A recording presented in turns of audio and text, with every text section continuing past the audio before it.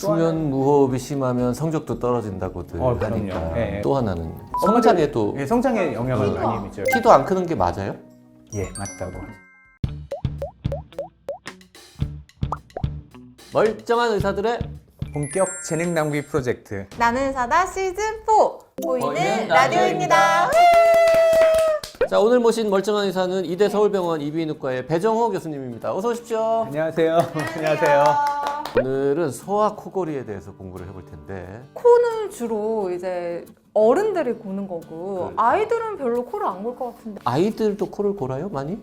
네, 아이들 많이 골죠. 특히 이제 학동기 이전, 그 전에서는 한 10% 정도, 10명 중에 1명 정도 높은 거죠. 네. 그 청소년들은? 청소년 때는 확 줄어들죠. 일종의 노화 현상처럼 그렇게 또 한 40대, 50대, 60대 넘어가면서 또 심해지고. 코 지금 골아볼 수 있거든요. 우리 다 골 수 있잖아요. 그 떨리는 부분이 소아에서도 똑같이 떨려서 소리가 나는 건데 이제 어른하고 다른 거는 소아는 다는 아니지만 많은 숫자에서 이제 편도가 크고 커서. 코 뒤에 있는 아데노이드가 크면은 이제 거기 공기 좁아지니까 공기 흐름이 빨라지고 소리가 좀 시끄럽게 나는 거죠. 어른들은 술 먹은 날 많이 곤다, 피곤하면 많이 곤다, 비만이면은 코골이 올라간다, 뭐 이렇게들 알고 있는데 다 맞는 얘기죠? 예, 다 맞는 얘기죠. 소아에서도 맞는 얘기죠. 만약에 어린이집에서 뛰어놀았다. 그러고 저녁 때 재우면은 애들 골거든요. 예, 피곤하면 골고. 비만이면 골고요. 근데 코골이가 우리가 문제는 어른에서도 마찬가지지만 두 가지로 크게 나눠보면 될 것 같거든요. 하나는 코를 골 때 이제 남한테 피해를 주는 거. 그거보다 이제 더 중요한 문제는 소아에서도 코를 심하게 고는 애들을 보면은 이 수면이 정상일 수가 없거든요. 코를 심하게 골면은 수면 무호흡이 생기는 애들도 상당수 있고요. 수면 무호흡이 심하면 성적도 떨어진다고들 하니까. 그럼요. 네. 또 하나는 본인한테 문제가 되는 거죠. 하나는 이제 사회적인 문제를 일으키는 거고 애들 코골이가, 또 하나는 코를 심하게 고는 애들이 수면 무호흡이 있거나 아니면 수면 무호흡까지는 아니고 요즘에는 그냥 단순 코골이만 해도 문제가 생긴다는 보고들이 많거든요. 어쨌든 수면의 질이 나쁘다는 그렇죠. 수면의 거니까. 질이 나빠지는 거니까. 뛰어논 날 코 골았는데 그 다음부터는 안 곤다 평소에는. 이러면 이제 병원에 안 데리고 올 거 아닙니까? 네, 안 데려도 되죠. 네. 그 정도는? 엄마들은 어느 순간이 되면 데리고 그래, 옵니까? 맞아. 엄마들의 성향에 따라서 차이가 많이 나는 것 같아요. 지금 말씀하신 대로 어떤 엄마는 얘가 멀쩡하게 잘 잤는데 지난번에 뭐 어디 놀러 갔다 오더니 막 놀더니 코를 골았다. 그래서 코 골면은 큰일 난다고 들었는데 그러고는 데려오는 엄마. 그런 분도 있고. 어떤 엄마들은 정말 누가 봐도 너무 심한데 유치원에서 병원 데려가라 그러기 전까지 이제 있는 사람들도 있고. 그렇구나. 이게 코골이에 대해서 잘 모르니까 그냥 두셨던 거 아닌가 싶은데 소아에서의 코골이가 좀 문제가 되는 이유는 뭘까요? 본인한테 문제를 일으키는 걸 보자면요. 코를 심하게 골면은 우선 제일 눈에 띄는 거는 어른하고 좀 달라요. 어른은 코 심하게 골고 무호흡증이 있으면은 피곤하거든요. 낮에 졸고 그러는데 애들은 오히려 과다 행동을 보이는 경우가 많다고 많이들 보고가 되거든요. 낮에 오히려 막 돌아다니고 과다 행동을 보이다가 그런 애들이 뭐 치료가 돼서 좋아진다. 그러면은 너무 얌전해지고 낮에 과다 행동도 줄어들고 그런다는. 엄마가 봤을 때 얘가 혹시 ADHD인가? 이렇게 착각을 하고 정신과를 갔는데 이비인후과를 가보세요. 이럴 수도 있겠네요. 요즘에 소아정신과에도 수면 검사를 하는 경우도 있거든요. 소아에서도. 그래서 이제 이비인후과를 보내는 경우도 있고요. 그 얘기도 알아야 될 것 같아요. 엄마들이 얼굴 안 예뻐진다고 잠을 잘 때 입을 항상 벌리게 되거든요. 낮에도 벌리고 있어요. 편도가 크면은. 편도 아데노이드 크고 무호흡 있는 애들이 낮에도 입 벌리고 있으면은 아데노이드 얼굴이라고 이제 얼굴 좀 길어지고 턱이 뒤로 빠지고 그래서 얼굴 안 예뻐진다고 오는 경우도 많고요. 또 하나는 이제 치과 교정하러 어린 애들이 갔을 때 치과 선생님들이 보고는 얘 입 잘 못 다문다. 그러면 교정 효과도 떨어지고 그러니까 이비인후과 가보라 그래서 그렇게 오는 경우도 있고. 코골이가 심하다고 아이가 왔어요. 그러면 당연히 이제 교수님이 뭐 편도도 보고 목젖도 보고 이렇게 볼 거 아닙니까? 그래서 예를 들어서 얘는 편도가 너무 커서 코를 곤다 그러면은 이제 편도 제거하고 해결 뭐 이렇게 흘러갑니까 그러면? 편도 수술을 하기 전에 저희 이제 교과서대로 하자 그러면은 수술할 때 모든 걸 다 고려를 해야 되니까 아이디어라기는 수면 검사도 해보고 편도 크기랑 뭐 이런저런 것도 다 체크를 하면 좋겠지만은 편도가 너무 크고 이게 확실히 문제가 될 거라고 어느 정도 의사 입장에서 판단이 되면은 그러면은 수술을 진행을 하는 경우가 많죠. 최근 또 보고들에서는 뭐 면역 같은 거에 대한 논란이 좀 있긴 있지만은 워낙에 오랫동안 한 수술이고 그리고 효과가 굉장히 좋거든요, 코골이에.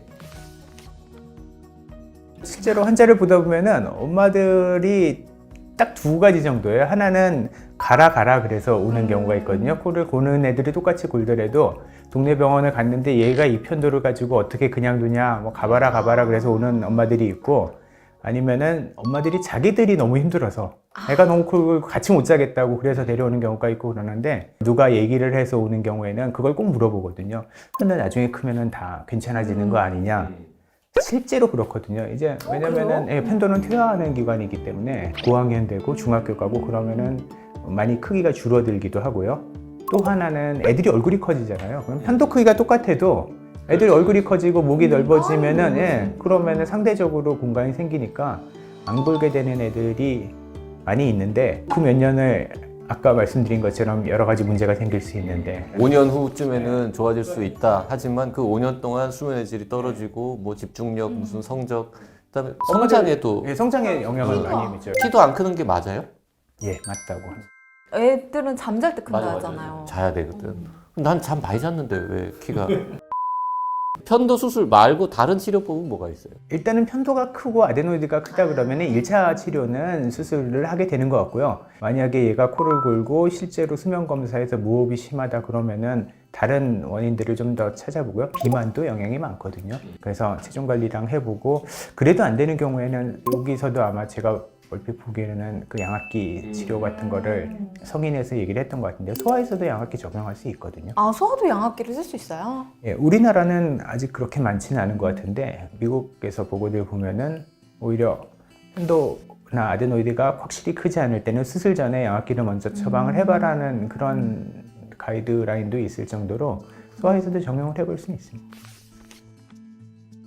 최신 가이드라인들 보면 미국 기준도 그렇고 우리나라도 역시 마찬가지고 특별히 연령 제한을 두지는 않습니다. 꼭 필요한 경우에는 하는 걸로. 편도 수술이 전신 마취인 건가요? 거의 100% 전신 마취로. 완전 전신 마취예요? 아니면 그냥 제우? 완전 전신 마취. 완전. 아, 그것 때문에 사실은 부모님들 좀 걱정하시는 게 많더라고요. 이제 저도 이제 부모님들하고 수술한다고 데려왔을 때 얘기를 하는 것 중에 하나가 지금 말씀드린 거랑 똑같이, 근데 수술 얘 같은 경우는 좋은 수술이다, 얘한테 도움이 될 거다.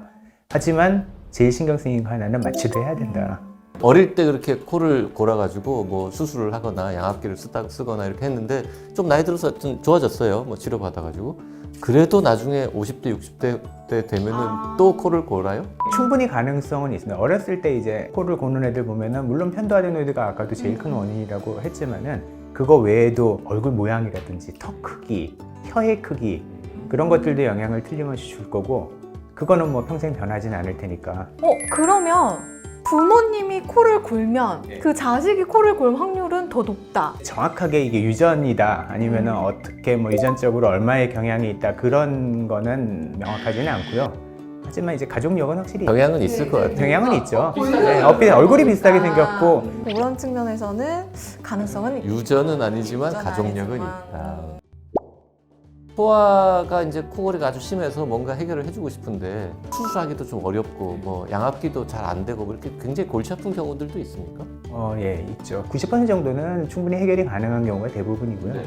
열에 한 명 그 정도는 비만이 해결이 안 되거나 그럼 수술하고 나서 효과가 확실히 떨어지거든요. 또 하나는 유전적으로 문제 있는 애들, 다운 증후군이 있다거나 아니면 뭐 얼굴 애들 앞에 작고 그 다음에 상악이 확장이 안 되는 애들이 있거든요. 그렇게 해서 얼굴 형태가 좀 그런 증후군이 있는 친구들은 참 해결이 힘들고요. 목이 가는 사람일수록 혹시 코를 더 골 수도 있나요? 어른들 기준으로 보면요, 목이 파이프라고 생각을 하면은 파이프가 굵은 게 좋은 게 아니고 겉이 굵으면 속에도 좁아지는. 예. 목이 굵다는 거는 약간 비만하고 그렇죠. 연결이 네, 꼭 비만이 그러니까 확률적인 문제긴 하지만은 그래서 목이 가늘다고 코를 덜 고지는 않는다고 생각하셔도 될 것 같습니다. 지금 그냥 생각나서 질문을 드렸는데 대답을 해주시는 게 너무 신기합니다. 그러게 뭐든지 다 안 되니까. 오늘 소아 코골이에 관해서 이대 서울병원 이비인후과의 배정호 교수님하고 얘기 나눠봤습니다. 네. 고맙습니다. 감사합니다.